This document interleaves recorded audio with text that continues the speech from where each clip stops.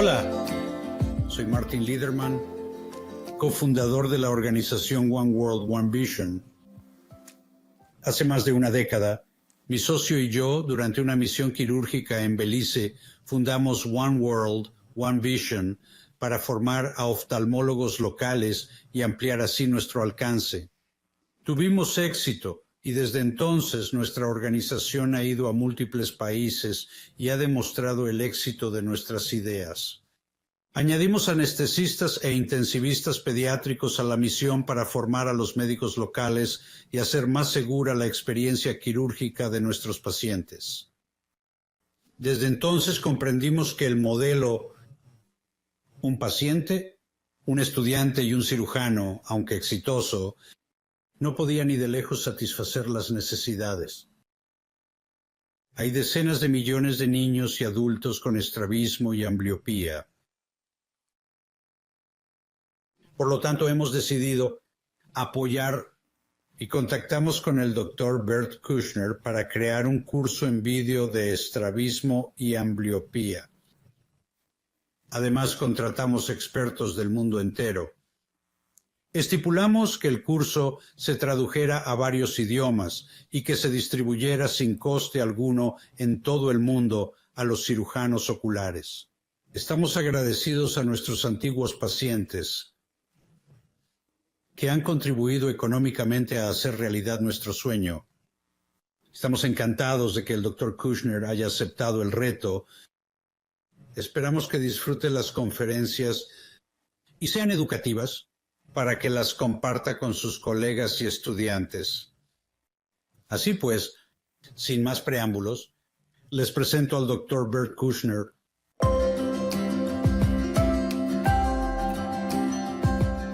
Bienvenidos, espectadores. Soy Bert Kushner y soy el moderador de este One World, One Vision y la conferencia de hoy sobre nuevos conceptos anatómicos con respecto al estrabismo.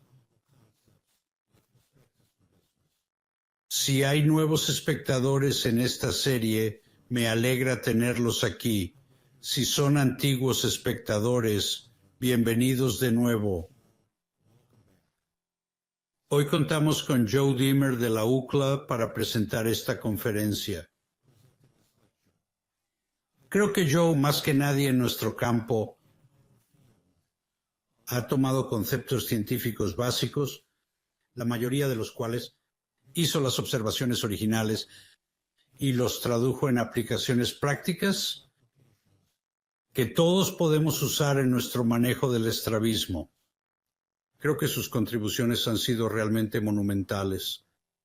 El Dr. Dimmer tiene un doctorado en Ingeniería Biomédica. Actualmente es el jefe de oftalmología pediátrica y estrabismo en la UCLA Jules Stein y titular de la cátedra Rosenbaum de oftalmología pediátrica. También es profesor de neurología. En 2003, Arbo concedió al Dr. Dimmer el premio Friedenwald por su investigación de los músculos y tejidos conectivos. Es uno de los pocos oftalmólogos pediátricos que ha recibido tal distinción. Ha publicado más de 308 publicaciones revisadas por pares, un número asombroso, 44 capítulos de texto. Y me enteré de que su trabajo ha sido citado en la literatura más de 16,000 veces. Es asombroso. Ha formado a más de 250 residentes de oftalmología, 80 becarios clínicos y 20 de investigación, y ha presidido 6 comités de doctorado. Creo que más que nadie ha llevado la ciencia básica al ámbito clínico y ha tenido un impacto directo y diario en el tratamiento del estrabismo. Así que con gran placer cedo la palabra al Dr. Dimmer. Muchas gracias, Bert. Es un placer poder participar en este excelente programa que has organizado. Ahora, voy a empezar hablando de viejos conceptos anatómicos. Este es un modelo de madera, un oftalmotropo, que muestra los músculos extraoculares rotados por cuerdas. Esto es del Museo de la Universidad de Columbia y era un modelo en posesión de Philip Knapp. Y muestra lo que los conceptos de los músculos extraoculares han sido desde alrededor del siglo XVIII hasta finales del XX. Pero recientemente revisamos estas estructuras y añadimos más detalles de los que Knapp pudo lograr.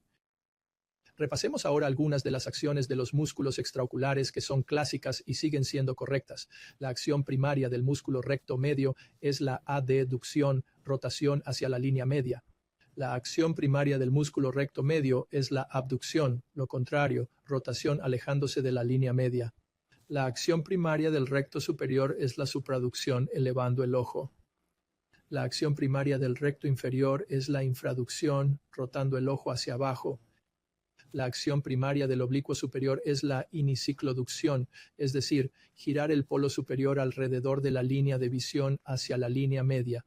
Y la acción de los oblicuos inferiores es excicloducción, es decir, girar el polo superior del ojo alejándolo de la línea media. También las acciones secundarias son importantes. Los músculos rectos superior e inferior son aductores como actores secundarios y los músculos oblicuos tienen acciones verticales. El músculo oblicuo inferior es un supraductor o músculo que rota hacia arriba, mientras que el músculo oblicuo superior es un infraductor o músculo que rota hacia abajo. Las acciones terciarias de los músculos se ven en la esquina inferior izquierda. Para el recto inferior, excicloducción. Para el recto superior, incicloducción. Para los oblicuos inferiores, abducción o aducción, según la posición horizontal del ojo. Lo mismo ocurre con el músculo oblicuo superior. Esto se complica, pero las acciones terciarias no son muy importantes clínicamente.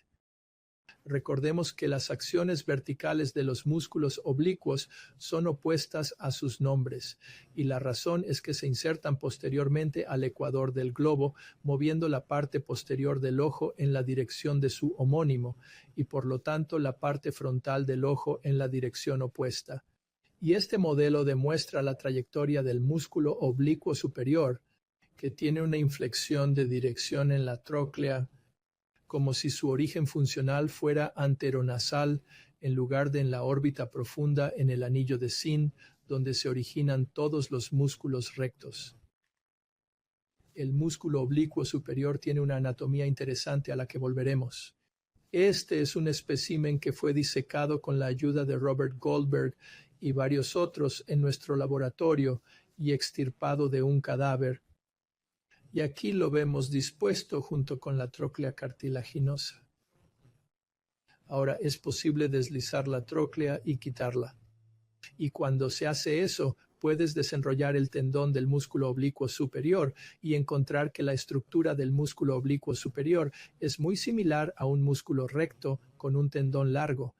Volveré más adelante a la topografía de las fibras del vientre del músculo en relación con las fibras del tendón, porque eso resulta ser importante funcionalmente.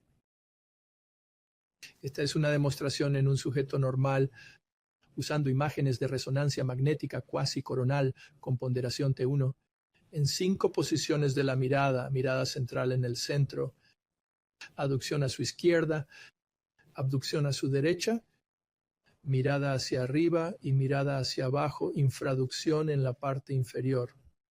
Estamos pasando en intervalos de 2 milímetros a través de toda la órbita y hemos coloreado esta imagen con un esquema de colores tipo hierro caliente para hacerla más interesante. Obsérvese que podemos ver la sección transversal de los 4 músculos rectos y el músculo oblicuo superior. Miremos el panel de aducción a su izquierda. Observen que en la aducción el recto medial con sección transversal mayor que el lateral y el nervio óptico se desplaza hacia la derecha. En la abducción a su derecha, la sección transversal del recto lateral es mayor que la del medial y el nervio óptico se desplaza en dirección opuesta. Ahora, observe, En la imagen de la aducción y en la de la abducción, la posición horizontal de los músculos rectos verticales. Se da cuenta de que no hay desplazamiento horizontal en la posición de los músculos rectos verticales. Observemos ahora los paneles superior e inferior. En la mirada hacia arriba se ve un músculo recto superior más grueso y un músculo recto inferior más delgado. En el panel inferior, al contrario, se ve un músculo recto inferior más grueso y un músculo recto superior más delgado, y el nervio óptico oscilando en la dirección opuesta a la dirección de la mirada designada, que representa hacia dónde apunta la córnea. En los paneles superior e inferior, observen los trayectos de los rectos horizontales. Los músculos rectos horizontales no se desplazan verticalmente. Sus trayectos están estabilizados. Así que los 4 músculos rectos en la órbita profunda no cambian sus posiciones notablemente en respuesta a grandes rotaciones horizontales y verticales del ojo. Y este comportamiento estable es una consecuencia de las poleas, que es importante para el comportamiento cinemático del ojo y la habilidad para enderezar el ojo con el tratamiento del estrabismo. Vamos a ilustrarlo aquí con este concepto. Es muy importante. Los músculos rectos tienen poleas de tejido conectivo hechas de mangas de fascia de tenón. Están representadas por anillos negros que rodean el recto y, en este caso, los músculos oblicuos superiores de color púrpura. Estas poleas están compuestas de colágeno, elastina y músculo liso. Sirven como orígenes funcionales de los músculos extraoculares y determinan las direcciones de tracción de los músculos extraoculares, tan importante como las inserciones esclerales en el globo ocular determinan las direcciones de tracción. Las poleas estabilizan los trayectos musculares y los regulan para que el cerebro pueda controlar las propiedades rotacionales de los ojos. La hipótesis de la polea activa es en realidad un importante concepto biomecánico que nos ayuda a comprender la cinemática o el comportamiento rotacional producido por los músculos extraoculares a través de sus poleas. Ahora bien, los músculos extraoculares tienen 2 capas. Una capa, la capa global, se inserta y rota el ojo. La capa orbital se inserta y traslada la posición anteroposterior de la polea respectiva. La polea se desplaza anteroposteriormente en coordinación con la inserción escleral y sus desplazamientos hacen que la tracción muscular cambie con la mirada. Los cambios en direcciones de tracción son necesarios para la regulación neural de la alineación binocular y es una suerte que las poleas del tejido conectivo puedan ser manipuladas por los cirujanos oculares. Ahora bien, las poleas actúan como los orígenes funcionales de los músculos extraoculares. Note las imágenes en abducción a su izquierda y en aducción a su derecha. Obsérvese que el recorrido del músculo recto medial en abducción tiene 2 partes rectilíneas en direcciones diferentes. El músculo está tirando paralelo a la pequeña flecha blanca que se ve en el centro, pero posterior a ese punto, después de un gancho o una inflexión, el músculo corre directamente hacia el ápice orbitario en la parte inferior de la pantalla. Ahora, en aducción se ven 2 trayectorias diferentes del músculo recto lateral, una que sigue la línea casi vertical que dice LR tira desde la inserción escleral hasta un punto en la órbita lateralmente, donde hay una inflexión, y luego el músculo recto lateral corre directamente posterior hacia el anillo de Sinn. En abducción y el músculo recto medial y en aducción, el músculo recto lateral tiran en direcciones sustancialmente diferentes de la línea directa desde la inserción al anillo de Sinn, y esa diferencia en la dirección de la polea es realmente importante para la acción rotacional de los músculos extraoculares. Y aquí hay una explicación rápida llamada la hipótesis de la polea activa. Las capas globales de los músculos se insertan en el ojo y rotan. La otra mitad de las fibras no se insertan en el globo, sino que se insertan en las poleas y las desplazan anteroposteriormente, retrayendo las poleas cuando los músculos se contraen. La capa orbitaria del músculo oblicuo inferior se inserta en el manguito oblicuo inferior, en la polea del recto inferior y en la polea del recto lateral, y la capa orbitaria del músculo oblicuo superior se inserta en la polea del recto superior a través de la vaina del oblicuo superior que pasa por la tróclea. Las poleas se reconfiguran para ciertas funciones fisiológicas como el reflejo vestíbulo ocular y la convergencia. He aquí una demostración en un cadáver de la polea del recto medial. Esto es una fotografía quirúrgica. Hemos abierto la conjuntiva en el limbo y puesto un gancho bajo el tendón del recto medial, tendón o músculo. Se pueden ver algunas bandas de tejido conectivo blancas. En realidad, he desinsertado el origen de la suspensión de la polea del recto medial en el lado derecho de ese panel izquierdo y lo he colocado sobre algunas suturas blancas.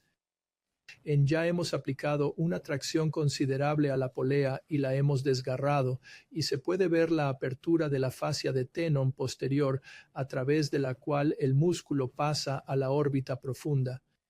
Esto demuestra un estiramiento del anillo de la polea que no debe realizarse, por supuesto, en pacientes vivos, pero en cadáveres es una buena demostración. Aquí hay una fotografía quirúrgica de un caso que hice en el que hice una incisión limbal y coloqué un gancho bajo la inserción del músculo recto medial con alguna disección roma de los tejidos conectivos posteriores hasta el punto donde vemos la inserción de la capa orbitaria en el tejido conectivo blanco brillante que constituye la porción más anterior de la polea del recto medial. Puedes ver pequeñas fibrillas de fibras musculares corriendo en ese tejido conectivo si se mira bien. Aquí hay un par de imágenes IRM en T1 de una órbita izquierda normal. Miren primero la imagen de la derecha. He inyectado contraste de gadolinio en este caso, y la gadolinio produce una señal blanca brillante en tejidos que están altamente perfundidos, como el cuerpo ciliar y la coroides, pero también se ve algo de señal brillante en la parte anterior del músculo recto medial. Con una técnica mejor se ven bien los detalles gracias a bobinas de superficie especiales. Las fibras del músculo recto medial están bien vascularizadas. Las señales brillantes están rodeadas por una polea menos vascularizada, hecha de colágeno en lugar de fibras musculares. Aquí se muestra la polea del recto medial señalada por la flecha. ON significa nervio óptico, MR, músculo recto medial, LR, músculo recto lateral. Una vista coronal de la misma polea del recto medial en una órbita derecha.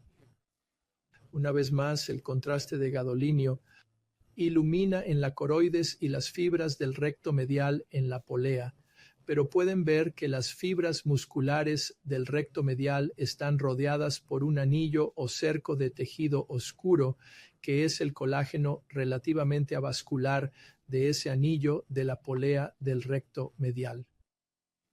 En el cadáver podemos tomar una sección transversal de la polea del recto medial y teñirla con tricrómico de Masson, una tinción que tiñe el colágeno de azul y las fibras musculares en varios tonos de rojo. Note las fibras de la capa orbital a la izquierda de las pequeñas puntas de flecha dentro de ese anillo de la polea. Tienen una tinción más fina y oscura, pero como les mostraré, en realidad se insertan en el interior de ese anillo de poleas.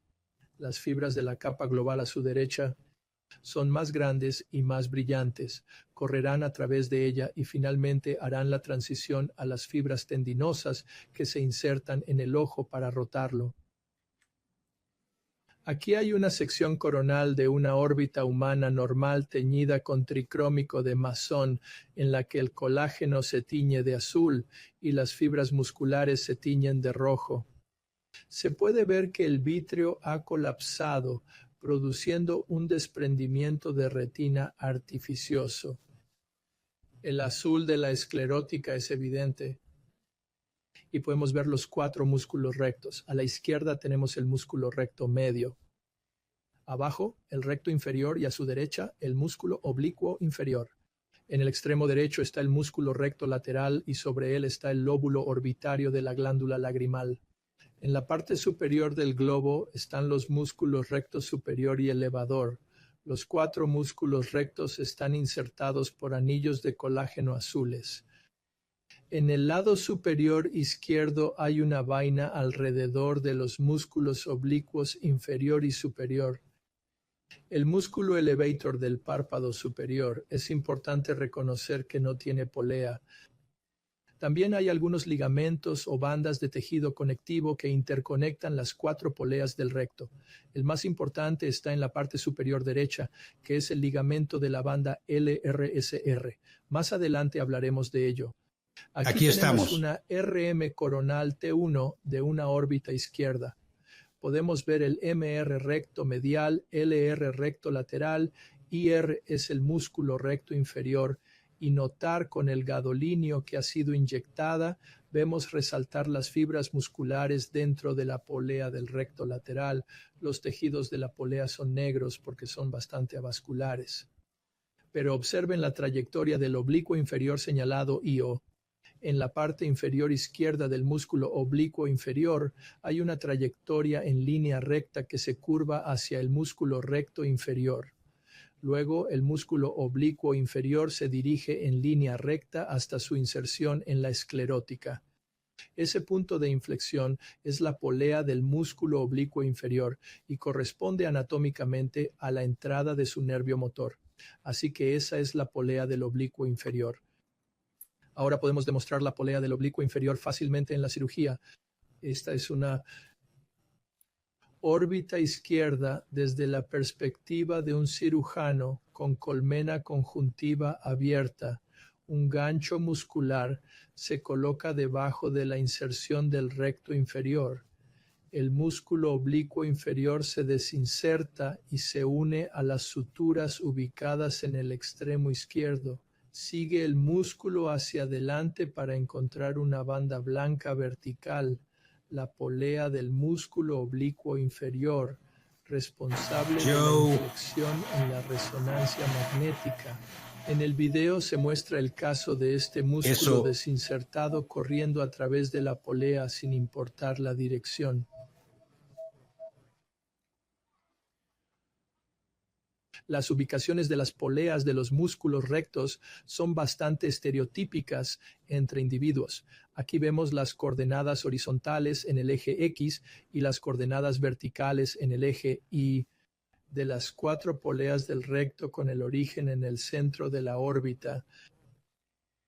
Las poleas fueron localizadas en mirada primaria en el círculo, en la mirada hacia arriba, en aducción, abducción y en la mirada hacia abajo. Noten que la polea del recto medial es altamente estable dentro de la órbita, no se desplaza. Hay pequeños desplazamientos en las poleas del recto superior e inferior, y observe que hay algún desplazamiento vertical en la polea del recto lateral que se mueve hacia arriba en la mirada hacia abajo y hacia abajo en la mirada hacia arriba. Estos desplazamientos son mucho menores de lo que ocurriría si no hubiera ninguna restricción de polea. Aquí hay una buena demostración en un ojo que es claramente pseudofáquico. Se puede ver la lente intraocular. Esta es una imagen de resonancia magnética en T1, donde se ve desde el músculo recto medial, la capa global se inserta en el globo. La capa orbitaria se inserta en la base de esa horquilla que se ve arriba a la izquierda. Esa es la ubicación de la polea. Esta sagital de un individuo normal en 3 posiciones verticales de la mirada. Y quiero que noten 2 cosas. Tenemos una muy buena demostración del músculo oblicuo inferior que se ve en la parte inferior, que estás cortado transversalmente y realmente puedes ver la fisura brillante entre la capa global del músculo recto inferior y la capa orbital en la parte inferior, con la mayor parte de la contracción en la mirada hacia abajo ocurriendo en la capa orbital. porque la capa orbital hace más trabajo que la capa global. Nótese que el músculo oblicuo inferior se desplaza anteriormente en la mirada hacia arriba y posteriormente en la mirada hacia abajo.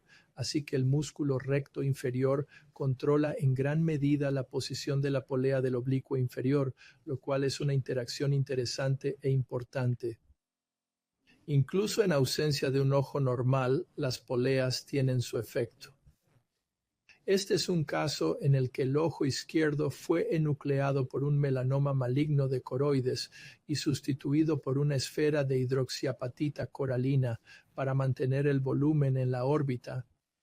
También hay un ojo artificial negro sólido, una prótesis presente entre los párpados anteriormente, pero como la prótesis no tiene protones móviles, no da señal y se ve negra en la RM. Se trata de una RM ponderada en T1 con inyección de gadolinio. Se puede ver el realce del cuerpo ciliar y la coroides y algunos de los músculos extraoculares. La dirección de la mirada es controlada por la fijación del ojo derecho. Observe el recorrido del músculo recto medial.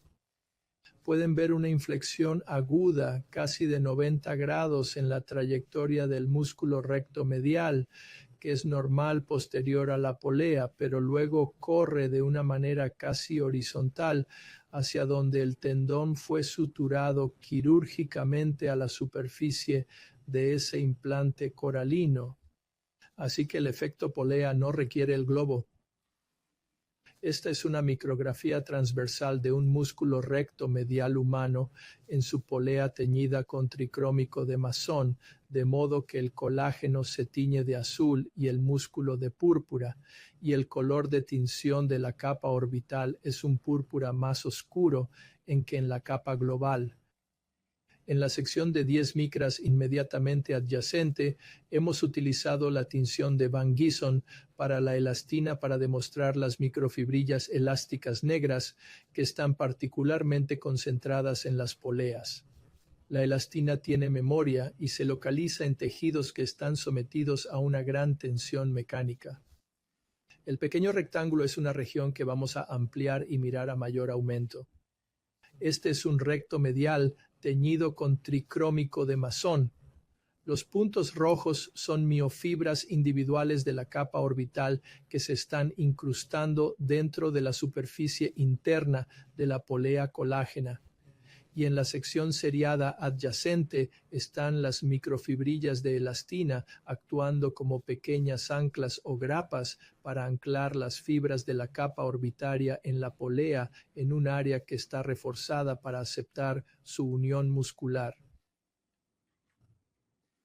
Esta es una sección longitudinal de un músculo recto lateral humano en la polea. La capa global se ve en la parte inferior. Corre posteriormente desde su lado derecho hacia anterior en el lado izquierdo, atravesando la polea, mientras que la capa orbitaria termina dentro de la polea y puedes ver que se inserta en el interior de la polea en la ubicación de esas 4 puntas de flecha en la parte superior. El oblicuo inferior es un músculo complicado y este es el único ejemplo de un espécimen no humano que les estoy mostrando. La sección en forma de arco es una vista coronal o longitudinal del músculo oblicuo inferior de un mono nemastrina, mostrando que el músculo oblicuo inferior tiene 2 capas, una capa global superior y una capa orbital con fibras más pequeñas en la parte inferior. Tanto el músculo oblicuo inferior como el músculo recto inferior están rodeados por manguitos, una polea en particular del músculo recto inferior. Los recuadros muestran que las fibras orbitales van a la superficie del manguito de la polea en el panel central, y en el panel superior se ve que las fibras orbitales se insertan en la porción inferior de la polea del recto lateral. Así que la contracción de la capa orbital del oblicuo inferior tenderá a desplazar la polea del recto inferior nasalmente y el recto superior inferiormente. El oblicuo superior, por supuesto, es un músculo único porque se sabe desde la antigüedad que tiene una polea rígida o cartilaginosa, y permítanme mostrarles algo de su estructura. El músculo oblicuo superior tiene una capa orbital y una capa global, pero en este caso la capa global está en el centro del músculo, y la capa orbital corre alrededor de su periferia como la corteza de un árbol. La vaina del músculo oblicuo superior discurre exterior a ambas capas y en la parte anterior de la órbita recibe la inserción de las fibras de la capa orbitaria. Se ve teñido con tricrómico de Masson para que podamos ver las fibras individuales de la capa orbitaria comenzando a insertarse en la superficie interna de la vaina del oblicuo superior. Y en la sección seriada adyacente, la tinción de elastina de Van Gison muestra las fibras elásticas negras anclando las fibras musculares al interior de la vaina del oblicuo superior. Todo esto ocurre posterior a la tróclea. Y aquí vemos lo que ocurre en la vecindad de la tróclea y anterior a ella. Veamos primero la imagen superior izquierda que fue teñida con tricrómico de Masson. Muestra las fibras azul brillante del tendón del oblicuo superior que previamente, en la parte posterior de la órbita, han recibido las inserciones de la capa global, rodeadas por la vaina azul grisácea del tendón del oblicuo superior. Eso es posterior a la tróclea. En la parte superior central vemos el cartílago, el semilunar en forma de cartílago de la tróclea. Y el tendón oblicuo superior se corta 2 veces porque se corta a través del plano de sección como una horquilla. A la derecha se ve el tendón y la vaina pasando sobre la silla de montar de la tróclea. Y a la izquierda vemos los dos más anteriores. La vaina del oblicuo superior está transitando la tróclea junto con el tendón del oblicuo superior. Y en la imagen de abajo vemos una vista coronal que muestra la esclerótica del ojo en la parte inferior. El tendón del oblicuo superior envuelve la esclerótica entre la esclerótica y el recto superior, y la vaina del oblicuo superior a su derecha, insertándose ampliamente en la cara nasal de la polea del recto superior que rodea el músculo recto superior de color rojo. Por lo tanto, la contracción de la capa orbital del músculo oblicuo superior tenderá a desplazar la polea del recto superior nasalmente mientras el oblicuo superior se contrae. Así que veamos un resumen de la estructura general del sistema del tejido conectivo. Y usamos como nuestro navegador en el centro una RMT1 axial sobre la cual he superpuesto algunas etiquetas. Las capas globales de los rectos medial y lateral transitan por los anillos azul brillante de las poleas antes de insertarse como tendones en la esclerótica. Las capas orbitarias de los músculos y recto medial terminan en las poleas, de modo que la contracción de estas capas orbitales retraerá las poleas contra las suspensiones elásticas que están ancladas más anteriormente contra el hueso lateral en el tubérculo de Whitnall y del lado medial, que es la cresta lagrimal posterior. Ahora, mire un corte transversal de la órbita aproximadamente al nivel representado por la flecha roja superior apuntando a la izquierda. En este lugar los tendones del músculo extraocular son planos y las bandas que interconectan esos tendones tienden a ser convexos hacia la órbita. Esta es la región donde los cirujanos de estrabismos, retina y glaucoma pueden operar y cortar esos tejidos conectivos sin interrumpir la acción del sistema de poleas. Ahora, más posteriormente, posterior al globo, vemos el área de las poleas funcionales y esa imagen histológica está al nivel de la flecha roja del medio que apunta hacia abajo a la derecha. Aquí, los músculos extraoculares están rodeados por los densos anillos colágenos de las poleas y se ven los ligamentos suspensorios, particularmente el ligamento de la banda LRSR que interconecta el recto superior y las poleas del recto lateral.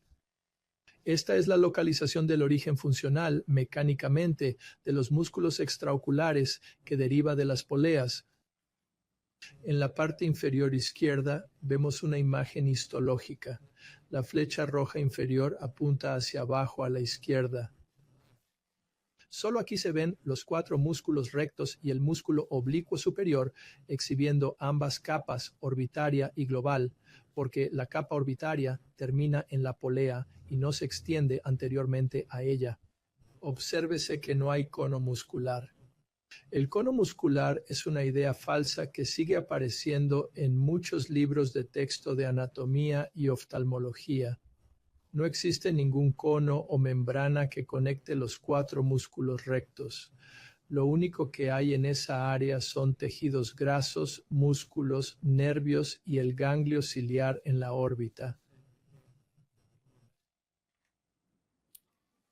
Menciono ahora el eje de rotación ocular. Las poleas hacen que los trayectos musculares cambien sistemáticamente con la mirada. ¿Ves aquí ese palo negro que parece correr como el polo del globo ocular? Ese es el eje de rotación que se producirá por la contracción de los músculos rectos horizontales. En este ejemplo en particular, ese músculo recto lateral azul. Observe que el eje rotacional se inclina hacia atrás la mitad del ángulo vertical del ojo.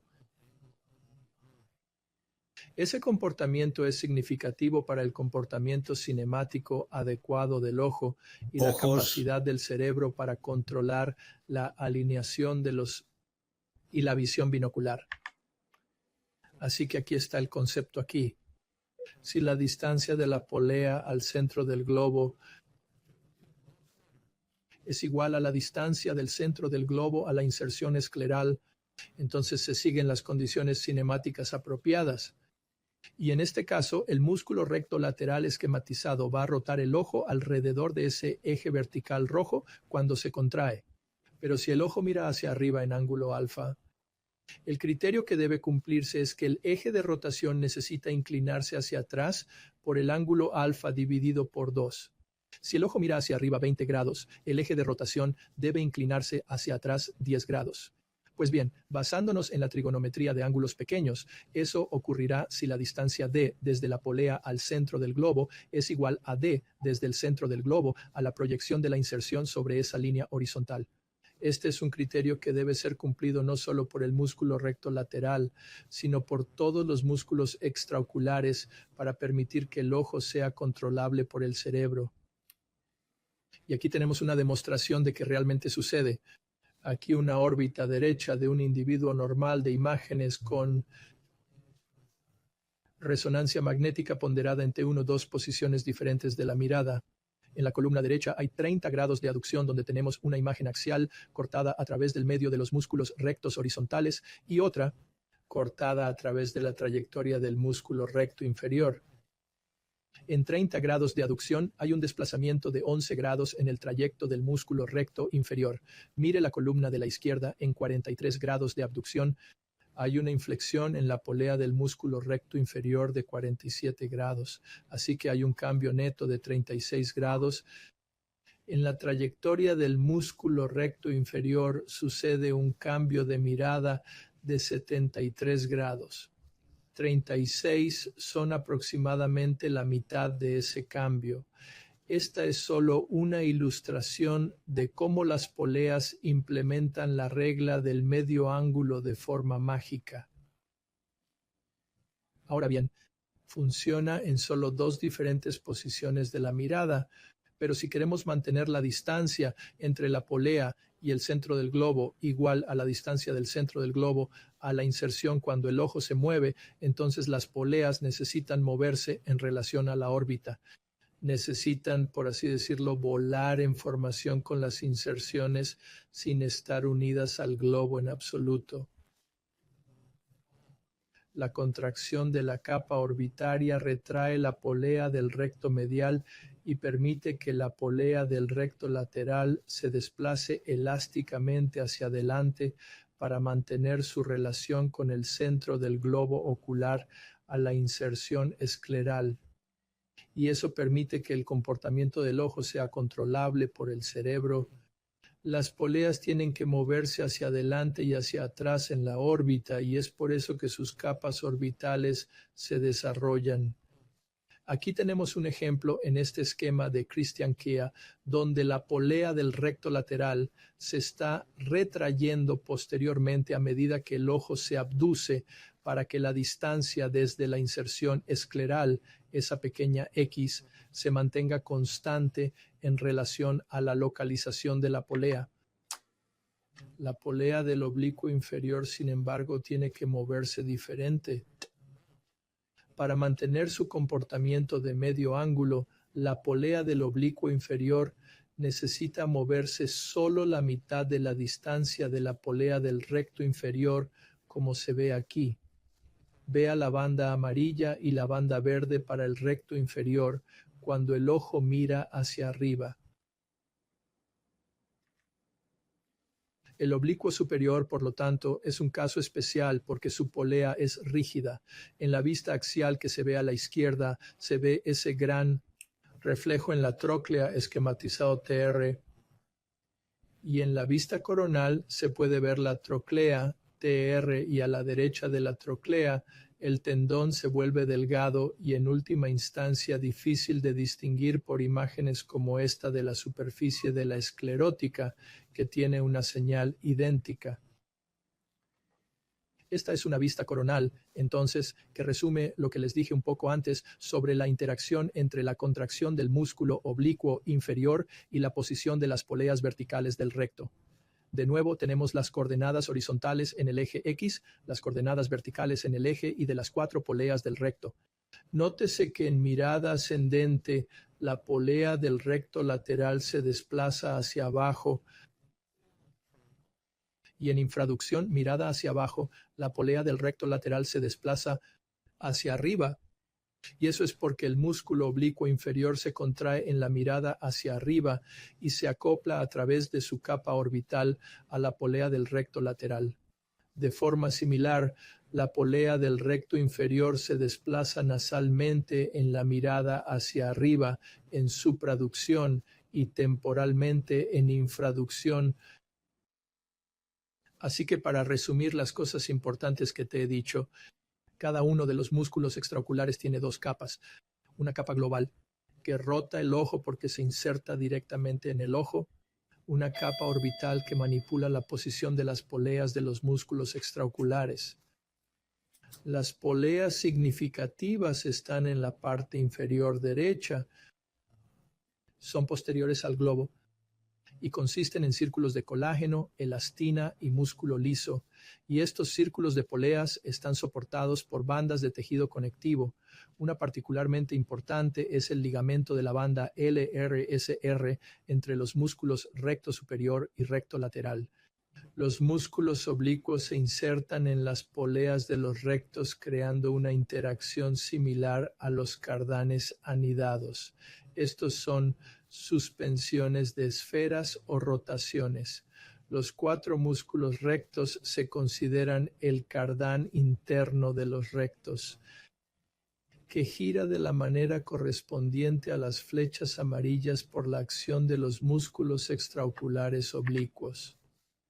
Así, el cardán interno implementa la ley de Listing, la cinemática ocular de la que hablé antes. El cardán externo permite violar la ley de Listing rotando la posición en el plano coronal de las 4 poleas del recto. Y eso es importante para reflejos como el vestibular torsional que analizamos en la prueba de inclinación de la cabeza. Vea el ejemplo de prueba de inclinación de la cabeza durante una REM en un individuo normal. Las imágenes axiales violáceas son correctas en relación a la gravedad. Esto se hizo con una inclinación de 90 grados a la derecha en el par superior e igual a la izquierda en el par inferior. Esto es por posicionamiento en decúbito lateral en el escáner.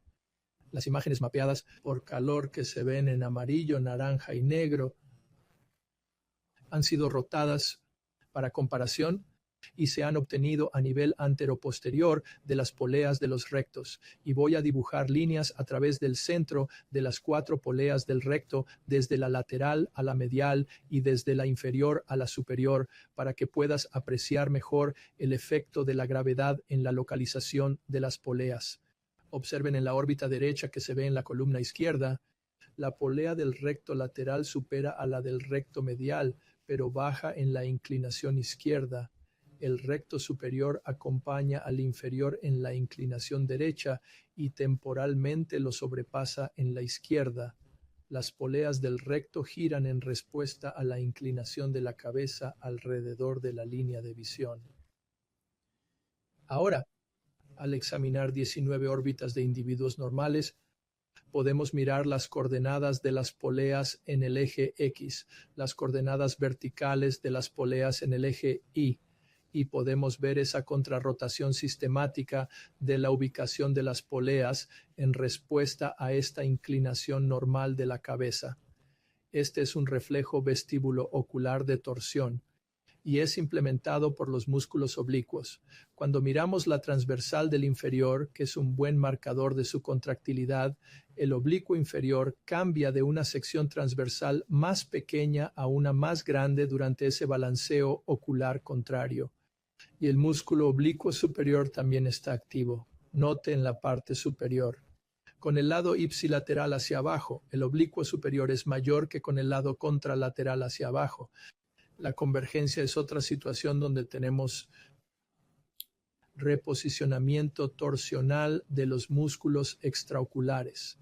Esta es una situación en la que el objetivo estaba alineado en el ojo izquierdo y toda la convergencia estaba ocurriendo en el ojo derecho. Observe que durante la convergencia, cuando el ojo derecho se gira hacia adentro, el mecanismo de Helmholtz de la acomodación en este joven adulto, el engrosamiento de la lente del ojo, está ocurriendo la convergencia acomodativa. En este el objetivo estaba alineado en el ojo izquierdo y toda la convergencia en la órbita derecha, como ve en la columna izquierda. Observe que el nervio óptico oscila temporalmente a medida que el ojo derecho converge. Se ve es una torsión del conjunto de poleas alrededor de la línea de visión. Durante la convergencia, la polea del recto superior se desplaza temporalmente, la polea del recto inferior se desplaza nasalmente, la polea del recto medio se desplaza hacia arriba y la polea del recto lateral se desplaza hacia abajo. Muchas cosas cambian en la órbita izquierda, aunque las posiciones horizontal y vertical del ojo no cambien. Este es un ejemplo de esa convergencia y puedes ver que el engrosamiento del músculo oblicuo inferior, que se ve en la parte inferior, corresponde a su contracción. El ojo está exciclorotando durante la convergencia cuando el cristalino se engrosa. Ahora vamos a cambiar de marcha de los tejidos conectivos a la inervación de la órbita, otro concepto moderno. Se trata de un concepto de compartimentación de los músculos extraoculares y control neural diferencial de distintas partes de los músculos extraoculares. El concepto más sencillo es el del músculo recto lateral, que está controlado por 2 divisiones diferentes del nervio abducens. El nervio abducens se divide en superior e inferior justo antes de entrar en el músculo. Y dentro del músculo cada división se arboriza para inervar un territorio que no se superpone al territorio del compañero, como se ve aquí en esta reconstrucción intramuscular que publicamos del nervio abducens en el ser humano. Lo mismo ocurre con el músculo medio recto. El nervio del motor medio rectal tiene una división superior que se ve en verde y en magenta y una división inferior. Y estas 2 divisiones inervan territorios de fibras que no se superponen. Es posible que estas 2 divisiones nerviosas controlen diferentes acciones, que ordenen diferentes acciones en diferentes partes de los músculos extraoculares, y eso es lo que ocurre. Porque por tanto, debería ser posible generar acciones de torsión y verticales a partir de, por ejemplo, músculos rectos horizontales, activando diferencialmente la zona superior de fibras o la zona inferior de fibras. Dado que la anchura típica de un músculo recto horizontal es de unos 10 o más milímetros de ancho, las fibras se insertan en lugares completamente distintos de la esclerótica. Esto hace posible que el cerebro añada al repertorio de acciones más allá de las acciones primarias, secundarias y terciarias con las que he introducido esta conferencia. ¿Qué importancia tiene en la clínica? Veamos primero la parálisis del recto lateral. Aquí hay un paciente que tiene parálisis completa del músculo recto lateral izquierdo con abducción deficiente del ojo izquierdo, como se ve en la fotografía inferior. Los hallazgos de resonancia del recto lateral son estereotípicos cuando el músculo está completamente paralizado. Se observa una marcada atrofia de la sección transversal, como se ve en este lateral izquierdo paralizado, con ausencia de engrosamiento contráctil, intento de mirada en el campo de acción del músculo, y finalmente desplazamiento del músculo contra la pared orbitaria, como se ve en la órbita izquierda. El músculo recto lateral derecho normal tiene una almohadilla de grasa tanto en su superficie orbitaria como global. Cuando hay parálisis, está directamente apuesto o pegado contra la pared de la órbita. Esta es una vista axial. En el lado izquierdo se ve el trayecto normal del músculo recto lateral derecho, pero se puede ver el delgado músculo recto lateral izquierdo en la órbita posterior. Es empujado contra la pared de la órbita y solo en la polea más anterior se ve la inflexión anterior a la cual el delgado tendón continúa hacia la inserción escleral. El músculo está completamente paralizado en este caso, pero muchos casos de debilidad del recto lateral no afectan a ambas regiones o compartimentos del músculo recto lateral. A menudo hay atrofia selectiva de un compartimento más que de otro, y esa atrofia selectiva implica más la mitad superior que la inferior del recto lateral. Aquí vemos un músculo recto lateral izquierdo débil visto en esa columna hacia la derecha, donde la atrofia está principalmente en la parte superior del músculo. Solo la parte superior del músculo es empujada contra la pared de la órbita y hay una relativa preservación de la mitad inferior del músculo recto lateral. Este paciente exhibirá preservación de alguna acción abductora y, más allá de eso, una tendencia del ojo a infraducción o volverse hipotropia en el área donde la abducción puede ser alcanzada. En este caso, la patología era un tumor benigno del nervio abducens. Cuando examinamos 39 casos de recto lateral más débil, pudimos identificar hipotropía ipsilateral en 15 de ellos, así que aproximadamente entre el 35 y el 40%. Fíjese en estos 6 ejemplos. El asterisco indica el caso de la parálisis del compartimento superior, atrofia de la parte superior del músculo, conservación relativa de la parte inferior. Estos pacientes tendrán cierta abducción, pero no completa. Puede ser importante para modificar su plan quirúrgico y corregir el estrabismo resultante. He dicho que las acciones torsionales y verticales pueden provenir de la contracción diferencial del compartimento superior frente al inferior del músculo recto lateral, y esto ocurre en muchos casos. Hablemos ahora de la parálisis del oblicuo superior. Fuimos capaces de validar en colaboración con un grupo del Johns Hopkins que la denervación subaracnoidea del músculo oblicuo superior rápidamente produce atrofia en tan solo 6 semanas. Así que aquí vemos una parálisis del oblicuo superior izquierdo. Observe que el oblicuo superior derecho normal tiene una buena sección transversal. Es mucho más pequeño en el lado izquierdo.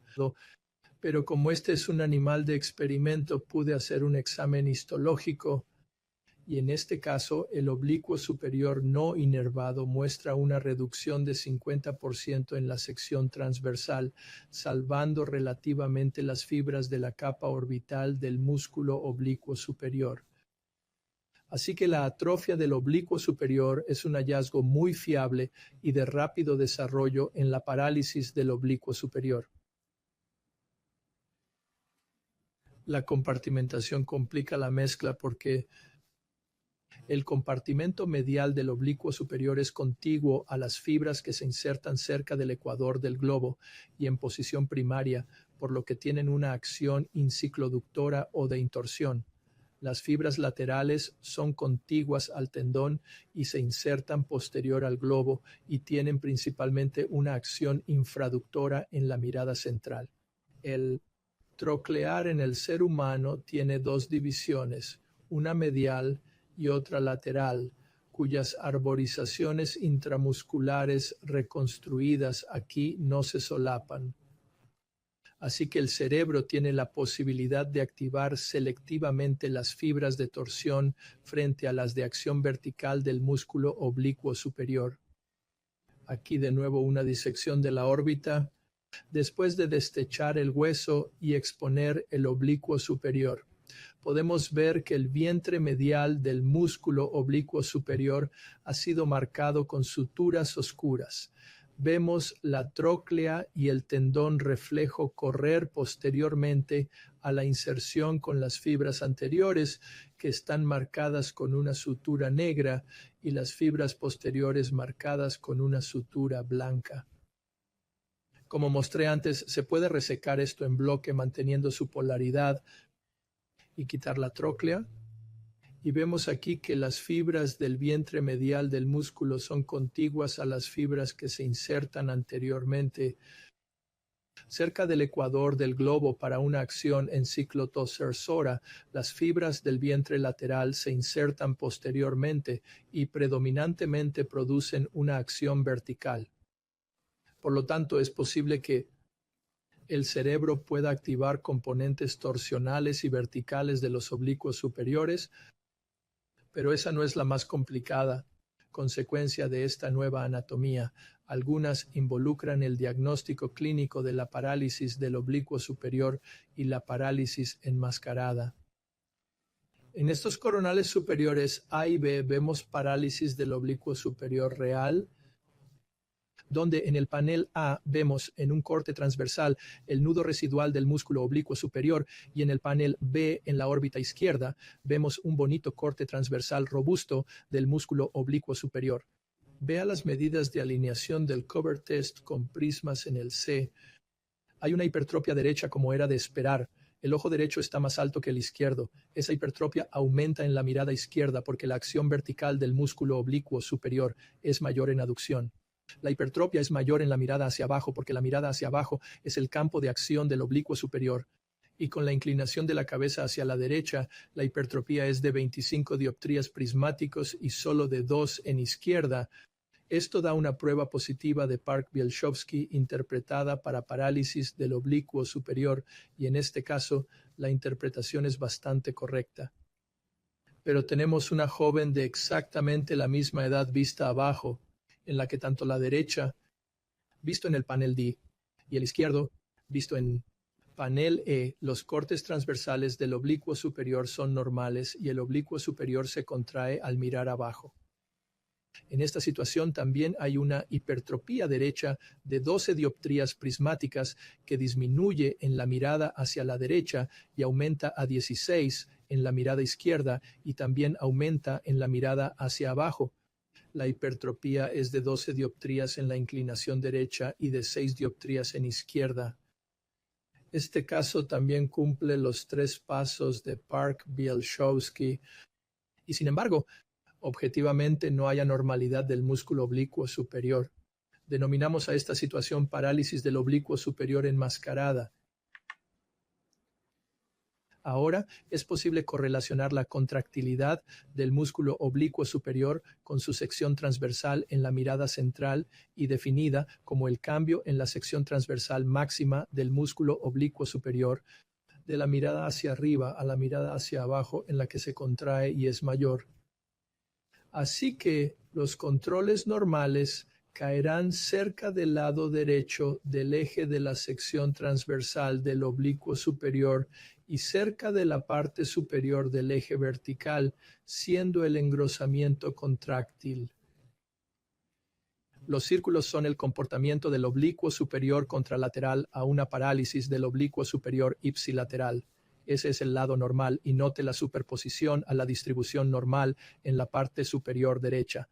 En los pacientes con parálisis del oblicuo superior tienen un músculo pequeño en la parte inferior izquierda y uno que no se contrae mucho. Ahora, parálisis del oblicuo superior enmascarados. Son aquellos ilustrados aquí en los triángulos rellenos que tienen una sección transversal normal y un comportamiento contráctil normal, superponiéndose a los controles normales como cuadrados negros. Se ven en la parte inferior izquierda en los que el tamaño del músculo es pequeño y el comportamiento contráctil es pequeño.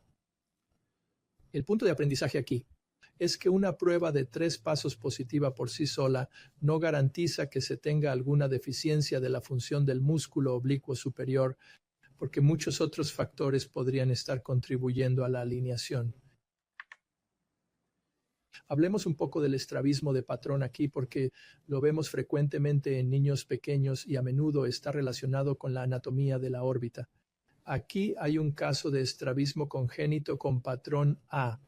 Observe la esotropia en la mirada hacia arriba y ortotropia en mirada abajo y la depresión en la aducción vista en la fila inferior y la marcada subhipoelevación en la aducción vista en la fila superior.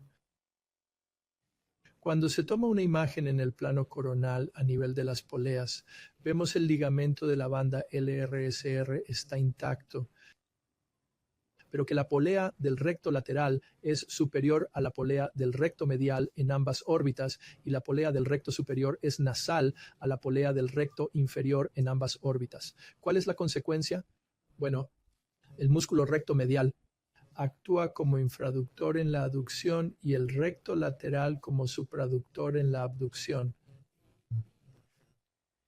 El músculo recto inferior es abductor en la mirada hacia abajo y el superior un aductor en la mirada hacia arriba, correspondiente al patrón A de estrabismo sin invocar ninguna anormalidad de los músculos oblicuos en absoluto. Esta es la configuración típica del párpado en la heterotopía congénita del patrón A o mala colocación de las poleas. Observe que el canto lateral es superior al canto medial en ambos ojos y si traza líneas que conectan los dos y dibuja la perpendicular, inscribe la letra A para el estrabismo de patrón A.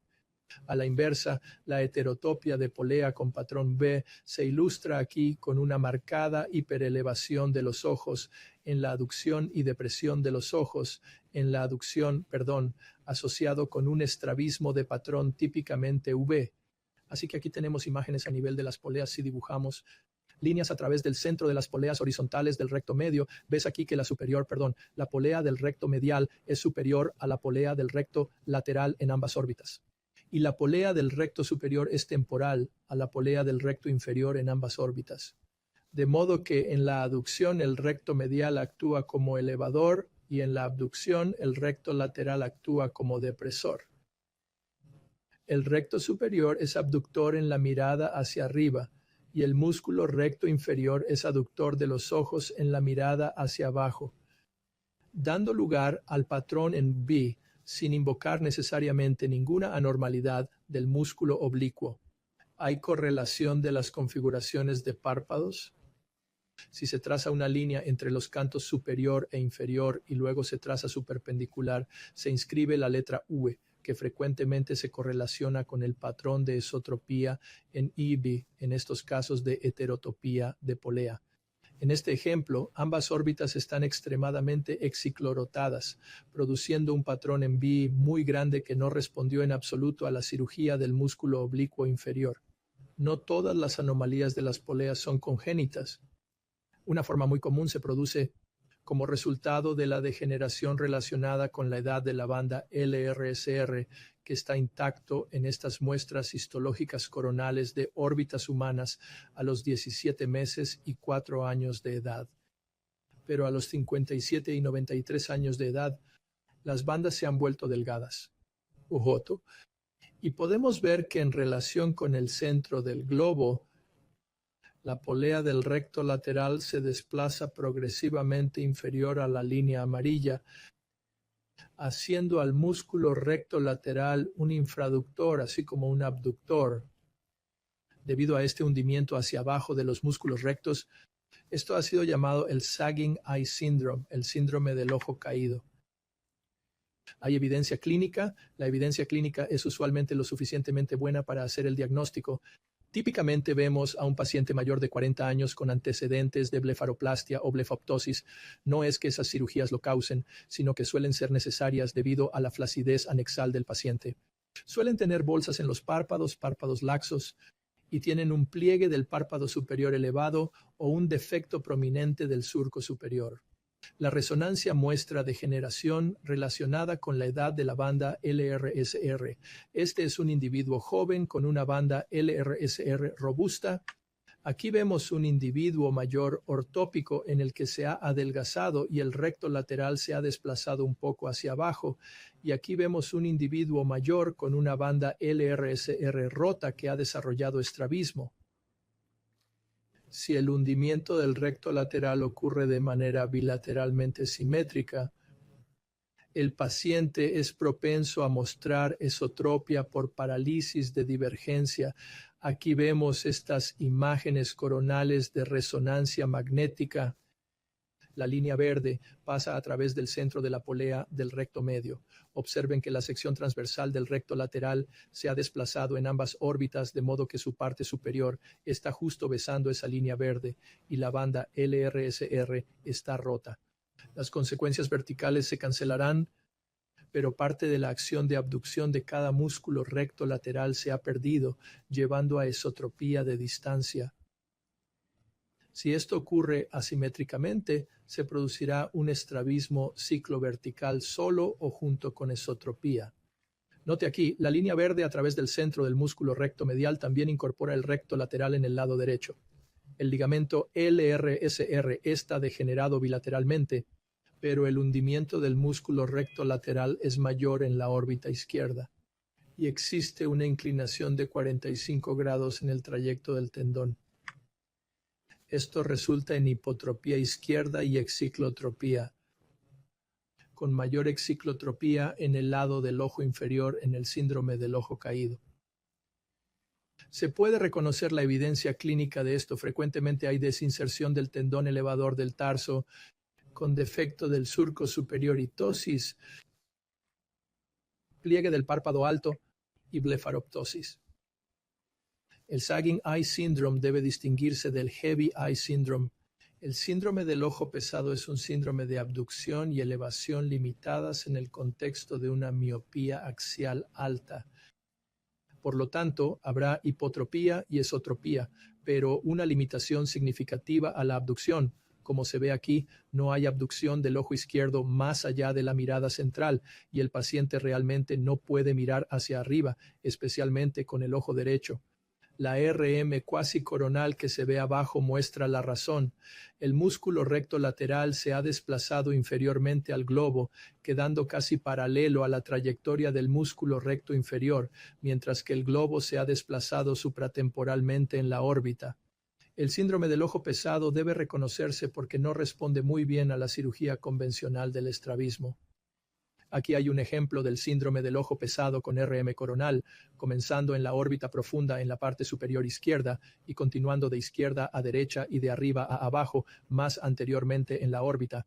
Pero el hallazgo clave aquí, como lo demuestra Yokoyama, es este.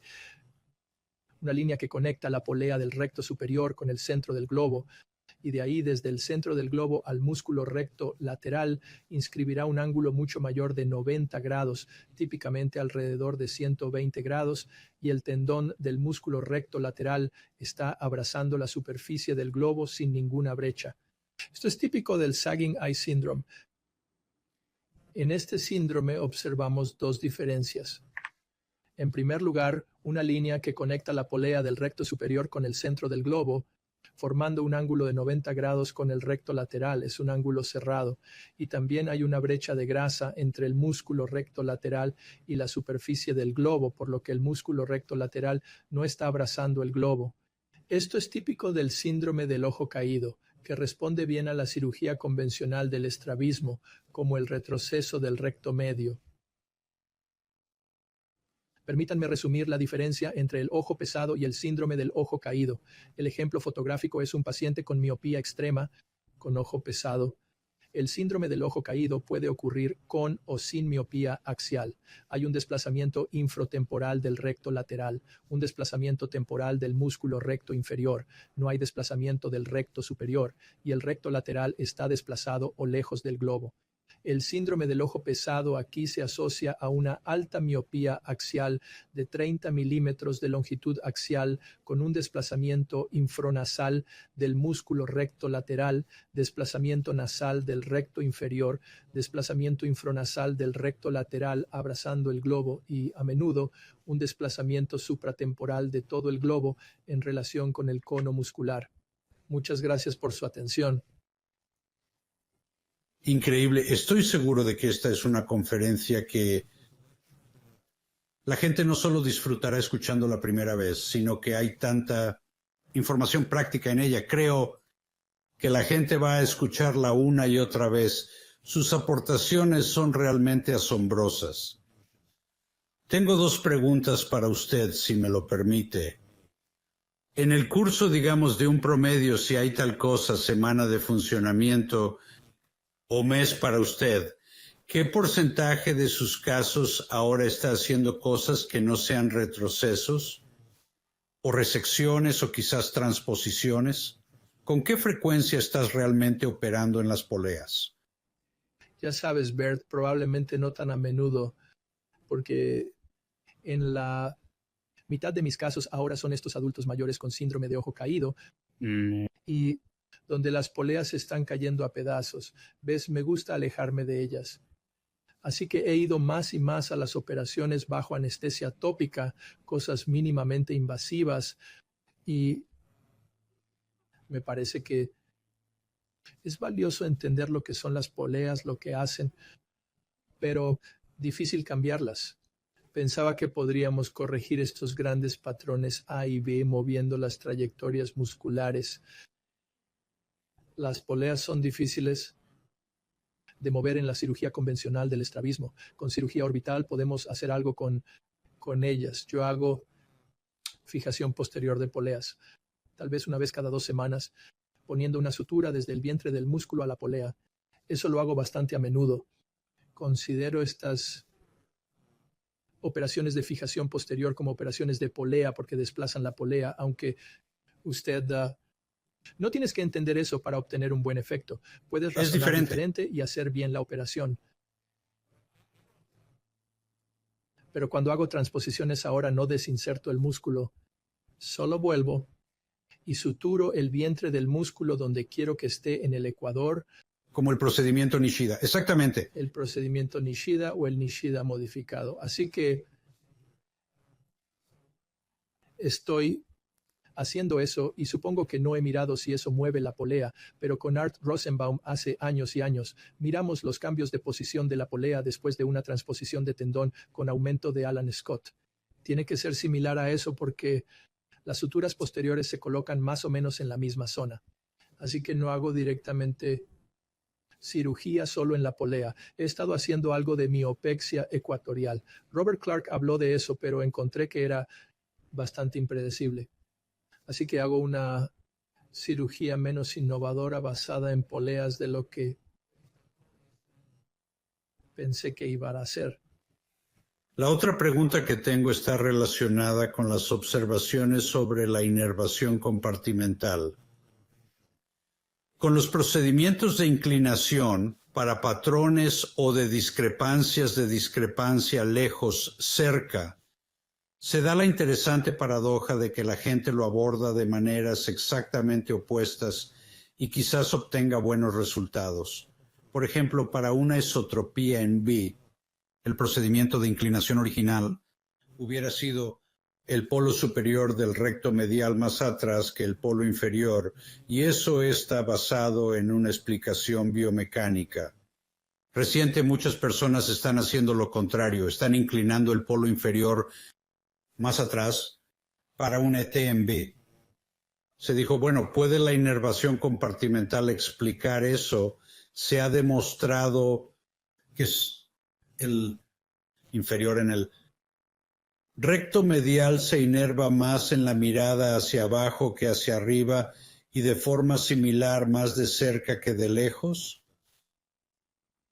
Sí, de hecho he mirado la inervación compartimental y el recto medio contribuye un poco más en el compartimento superior a la mirada hacia arriba. Hay un efecto muy pequeño ahí. La inervación compartimental del músculo recto lateral parece ser importante en el giro ocular. Eso fue una sorpresa para mí, pero estoy contento de verlo. Es el compartimento superior del músculo recto medial el que parece ser más activo en la convergencia. Lo que sí entiendo sería, contrario a la hipótesis que la gente está usando, de inclinar el polo inferior más atrás para la convergencia en esotropía. Sí, ha sido una voz de cordura en toda esta polémica señalando que no se puede argumentar de perspectivas opuestas y afirmar que ambas funcionan por lo mismo. De acuerdo. No entiendo lo que está pasando aquí. No me satisface que la compartimentación ofrezca una respuesta decente, que no sea que la gente diga que la compartimentación es por qué mi operación funciona, pero no sé por qué debería basándose en lo que sé de la compartimentación. Así que tengo una beca conjunta con este bioingeniero en la Universidad George Mason que tiene muy buena capacidad de programación. Estamos tratando de ir más allá del modelo de Joel Miller, que solo tenía un compartimiento, no tenía capas orbitales y globales. Tenemos un modelo de compartimento superior, inferior y capa orbital para todos los músculos. Y otra cosa a tener en cuenta es que la remodelación del sarcómero debería anular el efecto de la inclinación. Bueno, usted ha hecho un buen punto sobre eso también. Si discutes la remodelación del sarcómero, corre en círculos y no tiene sentido. No tiene sentido. ¿De acuerdo? De acuerdo. Tal vez en esa nota deberíamos terminar. Joe, quiero agradecerte mucho, mucho. Y esto fue maravilloso. Sé que estás ocupado y aprecio que te tomes el tiempo. Y espectadores, si disfrutaron esto tanto como yo, espero que sintonicen a las otras conferencias como parte de esta serie. Y con eso, dependiendo de qué parte del mundo estás viendo esto desde y qué hora del día, te deseo buenas noches, buenas tardes o buenos días. Al traerles este curso en video hay muchos agradecimientos. Gracias por ver el videocurso sobre estrabismo. Esperamos que lo hayan encontrado educativo y que lo comparta con otros. En One World, One Vision expresamos nuestro agradecimiento a los participantes por compartir sus conocimientos y hacer que valga la pena. Y por supuesto a Bert Kushner por asumir la carga, felizmente esperamos, del desarrollo y moderación. Y agradecemos al Consejo de Administración por su constante orientación y a nuestros donantes de apoyo financiero que permitieron hacer posible el proyecto. Un enorme agradecimiento al equipo de vídeo de Sweet Sadie por sus extraordinarios esfuerzos para hacer el curso, tanto visual como auditivamente, extraordinario, y por la orientación técnica de los conferenciantes. Gracias, Tim, Eddie y Bill. Si le interesa saber más sobre lo que hacemos, visite nuestro sitio web tripofponto1worldonvision.org y si tienes comentarios, pensamientos o ideas, envíame un mensaje a OWOP2020 en gmail.com. Hasta la vista.